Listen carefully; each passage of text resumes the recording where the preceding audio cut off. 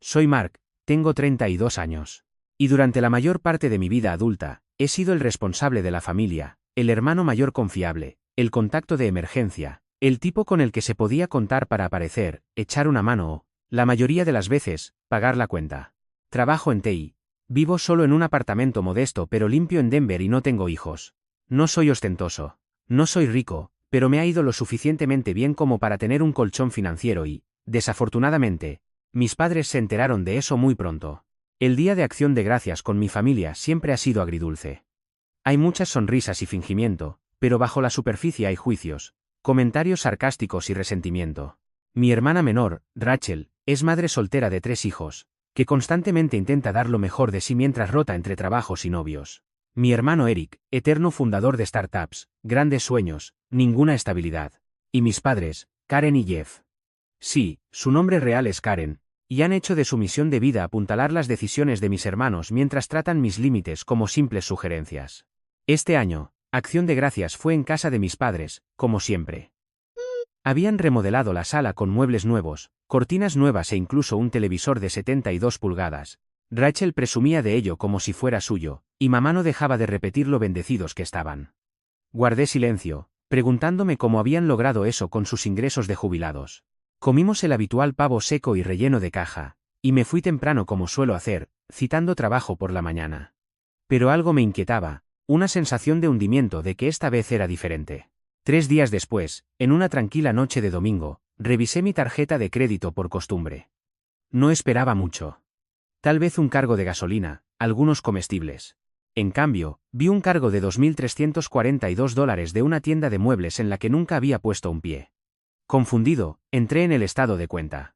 Enumeraba un sofá seccional nuevo, el televisor, las cortinas, un juego de literas de tamaño infantil y las tarifas de instalación. Se me cayó el alma a los pies.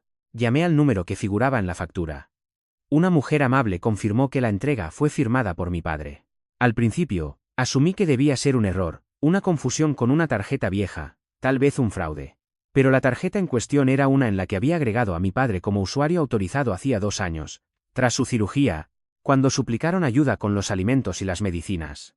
Nunca lo eliminé. Simplemente lo olvidé y, aparentemente, él no. Fui hasta allá al día siguiente sin avisar. En cuanto entré, vi los muebles. Mi tarjeta había pagado todo en esa habitación. Mi mamá no pareció sorprendida. Mi hermana ni siquiera pausó su conversación por el altavoz del teléfono. Pero mi papá se dio la vuelta, sonriendo como si fuera un chiste. Vaya, aquí está, dijo, señalando el televisor con una cerveza en la mano. Lindo, ¿verdad? Pensamos que, como no tienes hijos ni una familia propia, bien podrías ayudar a los que sí los tienen. No dije nada por un segundo. Solo lo miré a él. La forma en que Rachel puso los ojos en blanco como si yo estuviera exagerando, y cómo ninguno de ellos parecía sentirse ni un poco arrepentido. Luego me reí. Solo una vez. Una risa cortante, de incredulidad. Genial, dije en voz baja.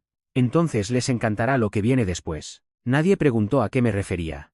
Rachel agitó la mano con desdén. No es para tanto, Mark. Es solo un poco de ayuda. Esa noche, me senté en mi apartamento con las luces tenues y el televisor silenciado, mirando mi computadora portátil. Abrí mis cuentas y empecé a revisarlo todo. Resultó que el cargo de los muebles era solo la punta del iceberg. Unos meses antes, se había solicitado un préstamo de $600 a mi nombre en beneficio del hogar, y habían usado mi crédito para refinanciar su coche. Ni siquiera recuerdo cuándo firmé los papeles. Probablemente durante una de esas visitas de solo firma aquí en las que mi papá insistía hace años, cuando confiaba en él más de lo que debía. Y luego revisé la tarjeta compartida familiar que, tontamente, había dejado abierta. Los pagos automáticos, las suscripciones, los pedidos de Amazon, todo seguía activo, todo seguía drenando dinero. No me enojé. Todavía no. Simplemente me volví metódico. Primero, inicié sesión y congelé cada pago conectado a esa tarjeta familiar compartida. Luego, contacté al banco y revoqué el estatus de usuario autorizado de mi padre. Después, reporté el préstamo tomado a mi nombre como fraudulento. Era mi firma, claro, pero las circunstancias eran lo suficientemente turbias como para que el banco lo marcara para investigación. Pasé horas al teléfono, revisando papeleo olvidado, cerrando cuentas que no había usado en años y documentando cada cargo. Incluso descubrí que habían usado mi información para obtener una línea de crédito en una tienda de mejoras para el hogar. Alrededor de las 2:00 a. Abrí mi último correo electrónico de la noche, una cuenta que rara vez revisaba, pero algo me decía que mirara. Dentro había un estado de cuenta de servicios públicos dirigido a mis padres, pagado usando mis credenciales bancarias. Parpadeé. Eso significaba que todavía figuraba en algunas de sus facturaciones. Sin dudarlo, entré en el portal de la compañía de energía. La recuperación de la contraseña fue fácil ya que todo seguía vinculado a mi correo electrónico, y cancelé el pago automático. Hice lo mismo con el agua, el gas e incluso su internet. Cerré mi computadora y me fui a la cama. Por la mañana, el teléfono empezó a sonar. Primero, fueron unas pocas llamadas perdidas de Rachel, luego 2 de mamá, luego 14 más desde casa. Dejé que se fueran al buzón de voz. No las escuché, luego empezaron los mensajes de texto. Mark, algo pasa con la luz. ¿Sabes por qué el sitio web de la hipoteca dice que está atrasada? Recibimos una llamada del banco diciendo que tu préstamo está bajo investigación. ¿Qué está pasando? Luego llegó la verdadera joya de mi papá. Esto ha pasado la línea. Te estás portando como un niño. Madura y cuida de tu familia. No respondí. Para el mediodía, tenía 74 llamadas perdidas y fue entonces cuando recibí un mensaje de un número desconocido que me hizo detenerme en seco. Una foto de un sobre pegado en la puerta de la casa de mis padres. Decía, aviso final antes de la ejecución hipotecaria. Me quedé mirándolo, respirando superficialmente, sin sonreír. Todavía no, porque esto era solo el comienzo. No respondí a ninguno de los mensajes. Ni a los cargados de falsa confusión, ni a los empapados en viajes de culpa. Y definitivamente tampoco a los llenos de insultos envueltos en preocupación. Solo me senté con todo eso. Dejé que se asentara en mi pecho. Y por una vez, no me sentí como el malo de la película. Me sentí tranquilo. Casi inquietantemente tranquilo. Porque esta es la cuestión, no los había cortado por rabia. Esto no era un berrinche. Esto era una auditoría, un ajuste de cuentas pendiente desde hacía mucho tiempo. Al día siguiente, empecé a recibir llamadas de personas de las que no había sabido en años. Mi prima Ashley, que nunca llamaba a menos que necesitara que la llevaran al aeropuerto. Mi tía Mara, que siempre me trató como a un personaje secundario en los eventos familiares. De repente, lamentaban mucho el malentendido y querían ayudar a mediar, ¿verdad? Porque nada dice parte neutral como alguien que se puso del lado de mi madre en cada discusión que tuvimos. Pero no mordí el anzuelo. Sabía exactamente qué era esto. Mis padres habían comenzado su campaña habitual. Mark está siendo dramático. Está confundido. No se encuentra bien. El mismo manual de estrategia que usaron cuando intenté mudarme a los 19 años y le dijeron a todo el mundo que yo estaba pasando por algo. El mismo guión que le dieron a la gente cuando me negué a confirmar el segundo contrato de alquiler del apartamento de Rachel y ella lloró en Facebook diciendo que yo estaba abandonando a mi familia. Esta vez no iba a seguirles el juego. En su lugar, llamé a un abogado. Necesitaba a alguien que pudiera ayudarme a hacer algo más que tapar agujeros. Quería blindar mi futuro. Él me guió por los pasos. Congelar mi crédito, notificar a los 3 burós principales, presentar un informe formal de fraude, peinar cada documento que hubiera firmado con mi padre presente. Resultó que la refinanciación del coche no estaba solo a mi nombre. Había vinculado mi puntaje de crédito directamente a su historial de pagos. Un solo pago fallido de su parte y yo recibiría el golpe. Y la hipoteca, aunque no estaba a mi nombre, yo figuraba como aval de respaldo durante uno de sus intentos de refinanciación. Eso fue suficiente para levantar banderas rojas en el banco una vez que retiré mi nombre y denuncié la actividad. Todos esos años de firmar cosas casualmente por el bien de las cenas familiares y para mantener la paz, las habían convertido en armas.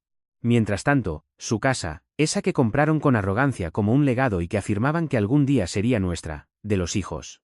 Estaba semanas atrasada en los pagos. Sin mi pago automático, sin mi nombre respaldando el crédito, el banco ya estaba cambiando de marcha. No me había dado cuenta de cuánto estaba manteniendo a flote hasta que me detuve. Y aún así, no me sentía mal. Recordaba cada vez que me hacían sentir culpable, cada Navidad que pagué porque tú ganas más. Cada actualización de teléfono que necesitaban porque los hijos de Rachel no tienen nada. Cada vez que mi papá bromeaba diciendo que Mark es la red de seguridad. Si nos caemos, él nos atrapa, como si yo existiera únicamente para mantenerlos cómodos mientras ellos vivían muy por encima de sus posibilidades. Una semana después, recibí el mensaje de voz. Mi mamá. Su voz se quebraba entre frases. Mark. Cariño. No sabíamos que llevarías esto tan lejos. La luz sigue cortada. Podríamos perder la casa. Tu padre está furioso. Rachel ha estado llorando todo el día. Por favor, ¿podemos hablar? Podemos arreglar esto. Somos familia. Guardé el mensaje de voz y luego borré la notificación. Esa noche, recibí otro mensaje. Este era de Rachel. Gracias por arruinarlo todo. Mis hijos no tienen wifi para la escuela. Tienen miedo. No tienes corazón, todo por unos pocos dólares. Unos pocos dólares. 2.342 para ser exactos. Más un préstamo fraudulento. Más meses de robo enmascarado como ayuda familiar. Pero claro, unos pocos dólares. Pensé en responder, escribiendo el desglose, explicando cada una de las cosas que habían tomado y retorcido. Pero luego me di cuenta. ¿Qué cambiaría eso? Estas personas no estaban confundidas. Eran unos prepotentes. Y la prepotencia no se disuelve con lógica. Así que, en su lugar, le envié un texto de 3 palabras. Pregúntale a tu abogado. Ese fue el último mensaje que envié a cualquiera de ellos. Pero luego vino la siguiente ola, la escalada. Rachel apareció en mi apartamento. Sabía que lo haría tarde o temprano, pero aún así me sobresaltó ver su cara a través de la mirilla.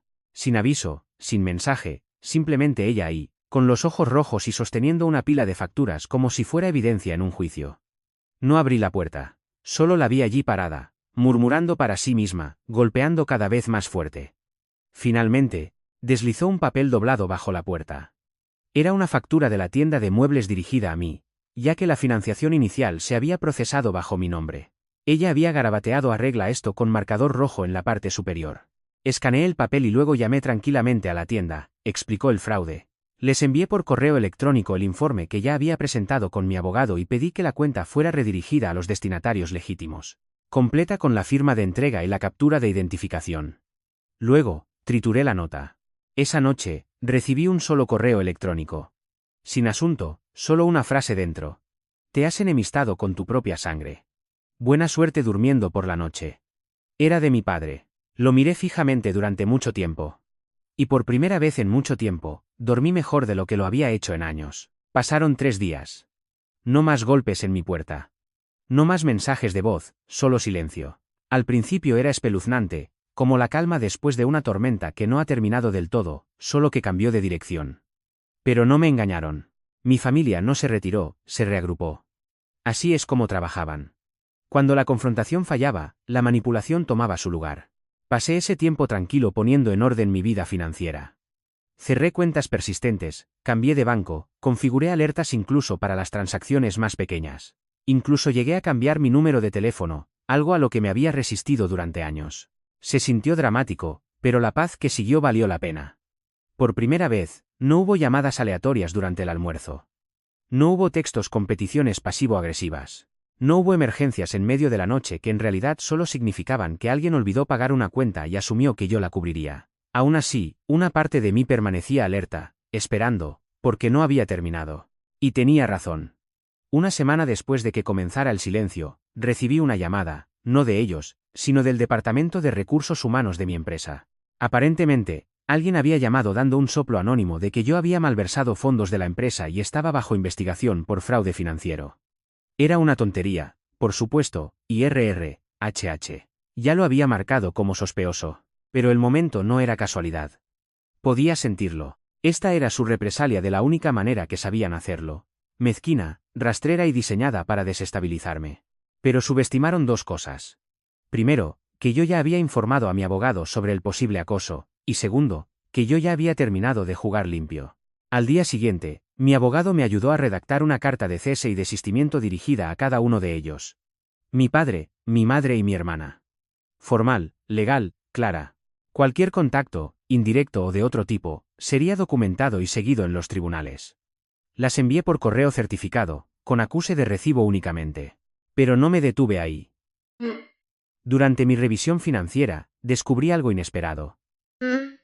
Cuando mis padres refinanciaron su casa hace años, usaron una plataforma de documentos compartidos para gestionar el papeleo. Un movimiento descuidado, especialmente para un hombre como mi padre que siempre pensaba que iba 5 pasos por delante.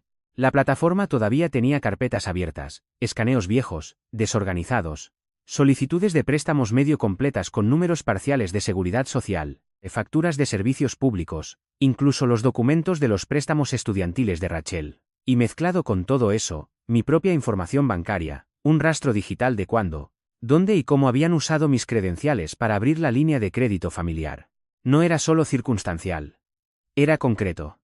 Imprimí todo, lo anoté y envié una copia a mi abogado. Luego recibí una llamada del prestamista hipotecario. Aparentemente, cuando la hipoteca entró en estado de alerta, una discrepancia en los pagos llamó la atención del banco. Mi repentina eliminación activó una revisión más profunda, y cuando contactaron a mis padres, las respuestas que dieron no cuadraban. Tom no me estaba acusando de nada. Al contrario, me preguntaba si tenía alguna idea de por qué los estados de cuenta bancarios que ellos proporcionaron tenían mi nombre, a pesar de que yo no era una parte listada en la hipoteca actual. Le conté todo con calma y profesionalismo. Luego me ofrecía enviarle algunos documentos. Él aceptó. Eso fue el jueves. Para el lunes, las cosas habían escalado más. Su cuenta estaba ahora bajo revisión por posible uso indebido de identidad. El prestamista congeló los beneficios de la refinanciación a la espera de una auditoría formal. Mis padres ya no estaban solo en riesgo de ejecución hipotecaria, estaban bajo investigación.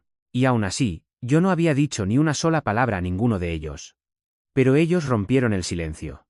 El lunes por la noche, mi nuevo número vibró con un mensaje de un contacto desconocido. El mensaje no tenía texto, solo una foto. Era mi perro de la infancia. Bueno, la urna. Una pequeña caja de madera con el nombre de Max, sentada en el escalón de su porche. Debajo, escrito con marcador permanente en un trozo de cartón roto. Esto es lo que querías. Me quedé mirándola mucho tiempo. Max había fallecido hacía 2 años. Sabían que él era la única cosa que yo había amado sin reservas en esa casa. ¿Meterlo a él en esto? Eso no era culpa. Eso era la guerra. No respondí. Pero a la mañana siguiente, hice una última llamada.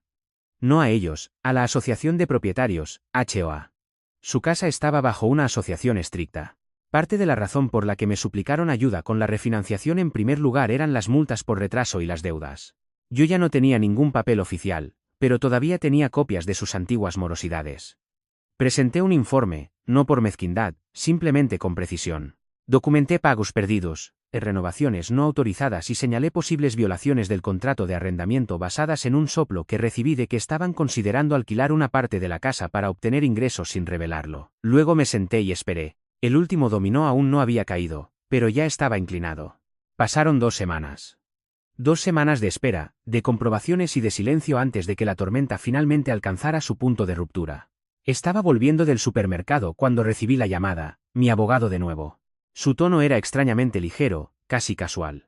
Acababa de recibir la confirmación de que la investigación hipotecaria había concluido y, como era de esperar, los hallazgos eran severos. Según el informe oficial, la refinanciación había implicado documentación falsa, concretamente firmas falsificadas, autorizaciones de crédito inconsistentes y tergiversación de ingresos. Todo ello vinculado a mi padre.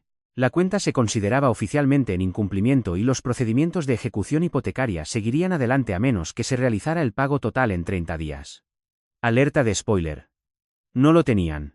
Sabía que esto pasaría. Me había preparado para ello, pero escuchar que ponían el último clavo en el ataúd me afectó. No se sintió como una victoria. Se sintió como libertad, pero no se fueron en silencio. Ese fin de semana, recibí una última descarga desesperada. Esta vez de mi madre. No un mensaje de voz, ni un golpe en la puerta, sino una carta escrita a mano. Se me revolvió el estómago en el momento en que vi el sobre. Su caligrafía perfecta. Siempre en tinta azul. Los bucles de sus letras como si todavía estuviera escribiendo tarjetas de cumpleaños para sus amigas de la iglesia. Casi la tiro a la basura, pero la leí. Dentro había una carta de 4 páginas que empezaba con culpa y luego derivaba en veneno. Hablaba de cómo yo había humillado a la familia, de cómo la gente estaba hablando, de cómo los hijos de Rachel estaban sufriendo ahora en la escuela debido a la inestabilidad de Internet y de la vida en el hogar. Incluso llegó a acusarme de incendiar el legado de mi padre por un malentendido. Y luego vino el golpe real. Después de todo lo que hemos hecho por ti, criándote, alimentándote, dándote un hogar, nos pagas actuando como un extraño. Tienes suerte de que te hayamos dejado ser parte de esta familia. Esa línea, esa única frase, aterrizó como una bofetada, pero en lugar de rabia, sentí claridad. Volví a doblar la carta. La metí en el sobre y la deslicé en el fondo de mi archivador con el resto de los documentos. No iba a responder. No iba a darle la satisfacción de saber que sus palabras todavía tenían peso, porque no lo tenían. En su lugar, empecé a escribir otra cosa, mi propia carta. No para ellos, sino para el banco. Me ofrecía presentar una declaración personal completa detallando el uso indebido de identidad junto con una declaración jurada. El prestamista ya tenía todo lo que necesitaba para seguir adelante. Pero yo quería que esto fuera hermético. No iba a dejar que ni un solo resquicio volviera a abrir la puerta. Luego llegaron los artículos de noticias. Pueblo pequeño, comunidad unida. Se corrió la voz. Uno de los blogs locales de bienes raíces publicó un aviso de ejecución hipotecaria que incluía una dirección familiar. Era sutil, solo una publicación basada en datos sobre el aumento de ejecuciones hipotecarias en la zona. Pero reconocí la foto, el anuncio, la que alguna vez fue una hermosa casa familiar, ahora pendiente de ejecución hipotecaria debido a irregularidades financieras. Esa misma noche, Rachel tuvo un ataque de furia total en Facebook. Me llegaron capturas de pantalla de personas con las que ni siquiera había hablado en años. Su publicación era un discurso de más de 1000 palabras lleno de vitriolo, con frases como traicionada por mi propia sangre y algunas personas son tan egoístas que prefieren ver a su familia sin hogar antes que dejar ir un rencor. Los comentarios variaban desde la simpatía hasta la honestidad brutal. Unos cuantos primos intervinieron para preguntar por qué pensaba que usar el crédito de otra persona no era gran cosa. Un tío preguntó directamente: ¿no dijiste una vez que Mark era un plan de respaldo? Ella borró la publicación a las pocas horas, pero no antes de que yo la archivara. Luego llegó la última llamada, solo en el buzón de voz, de mi papá. Su voz estaba ronca. Sin fanfarronería. Sin viajes de culpa. Solo cansado. Mark, sé que me odias. Lo entiendo ahora. Metí la pata. La metimos todos. La casa se ha ido. Rachel ha vuelto a vivir con Mara y tu madre. Ella no quiere hablar conmigo. No sé qué más decir. Solo que, si queda algo en ti que le importe, lo que sea, solo devuélveme la llamada, por favor. No lo hice, porque esto es lo que él no entendía. Yo no lo odiaba. El odio requiere esfuerzo. El odio requiere presencia. Lo que yo sentía era ausencia, desapego, la liberación final de una cuerda a la que me había estado aferrando durante 3 décadas, sangrando mis manos, tratando de evitar que un barco disfuncional se hundiera. Ahora se había ido, y yo seguía en pie. Un mes después, la casa figuraba como propiedad del banco. Pasé por allí una vez, no para regodearme, solo para ver. El jardín delantero estaba descuidado. Las ventanas vacías, el buzón lleno de correos sin leer. Una nota de ejecución hipotecaria pegada en el cristal de la puerta principal. No había señales de la urna de Max. Ni mensajes de cartón. Solo silencio. Esa noche, hice algo que había estado evitando durante años. Abrí una carpeta en mi computadora titulada Planes para Denver. Dentro había pestañas que había guardado sobre condominios, cooperativas y propiedades de inversión. Lugares en los que nunca sentí que merecía vivir porque siempre estaba demasiado ocupado manteniendo a la familia. Siempre a una emergencia de distancia de echar mano a los ahorros que tanto me había costado construir. Ahora no solo estaba mirando. Estaba comprando. 3 meses después, me mudé a un edificio tranquilo con paredes de ladrillo, suelos de madera pulida y una vista del horizonte de la ciudad que me hizo sentir que finalmente podía respirar. Compré muebles nuevos. Mis muebles, decorados como yo quería. Organicé mis propias fiestas, a veces solo para mí, a veces con amigos que se habían convertido en familia de una forma que la sangre nunca logró. Nadie me pidió dinero. Nadie me hizo sentir culpable por mi éxito. Por primera vez, vivía mi vida sin el peso invisible de ser el arreglador designado, el felpudo, el afortunado. No fui afortunado. Fui libre. Y a veces la libertad comienza con un cargo cancelado y termina con una puerta principal para la que nadie más tiene llave, ni siquiera la familia.